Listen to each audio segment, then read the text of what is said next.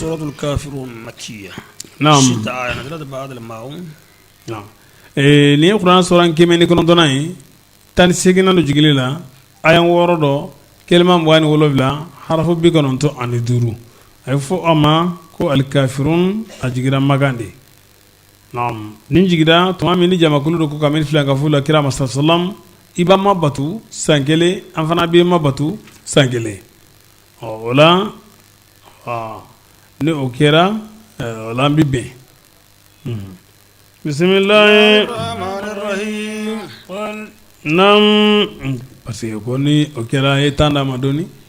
mara femini boluma ambota kasoro katubi qul mawlamine gafo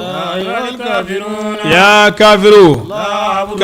kafiru joni maaminu be nakarlige kafiru do be no olubu kanto ko alate oya model do ko olu kafiru do be no olu bɛ sɔn ko ala bɛ yen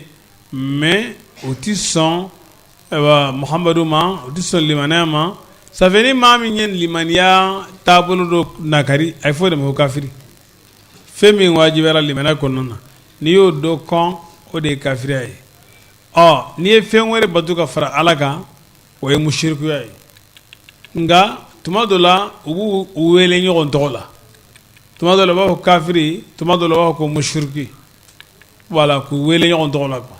nka n'o tɛ n'i ye fɛn wɛrɛ batu ka fara ala kan mais a faamu ka batu de don dɛ n'i ye fɛn wɛrɛ batu ka fara ala kan o ye musirikuya ye n'i ye diina fɛn dɔ kɔn ka ban dɔ ma o ye kafiriya ye maanaam min limaniya bɛ wajibiya ni fɛn minnu ye n'i banna ka limaniya n'o dɔ ye o ye kafiriya ye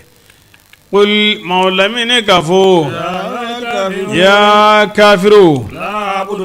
ne tɛ fɛn bato sisan nɔ n'aw bɛ k'olu bato kabini boliw la aw ma kɛ fɛn batulibagaw ye sisan nɔ ni ne bɛ k'o bato ne ma kɛ fana fɛn batuba ye kɔfɛ n'a y'o bato sisan